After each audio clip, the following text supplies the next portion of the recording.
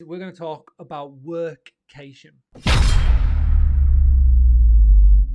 Well, workcation is simply people that are going away for work, remote work. Even with everything that's gone on in 2020, the amount of people that are booking a stay for business is higher through August 2020 than what it was in August 2019.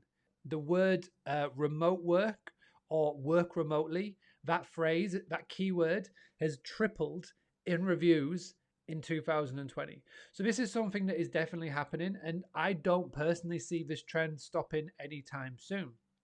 And make sure that your listing is relevant to somebody that would be searching for a potential business trip. That is the most simplistic way. A lot of you have already got properties that are ideal for workcations, but you've just not ticked the box. So that is the super simplest way. That is the super easiest way. Make sure that you're listing on the OTAs. Again, this is, obviously Boostly is all about boosting your direct bookings, but I've always said this, you've got to make the OTAs work for you when you need them. And times like these, when you may need them the most, this is where you've got to make sure that you are at least visible on there.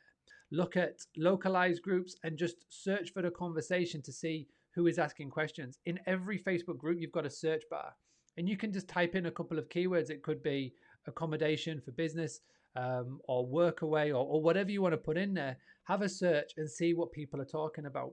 You've got to have a pretty empty calendar to be able to utilize this. But again, if you log on to one of your platforms, OTAs wise, Airbnb and whatnot, you'll notice that Airbnb are pushing month-long stays. If you have super fast broadband, shout about it. I mentioned earlier in the video that Airbnb are going to have a filter in soon based on what your Wi-Fi speed is.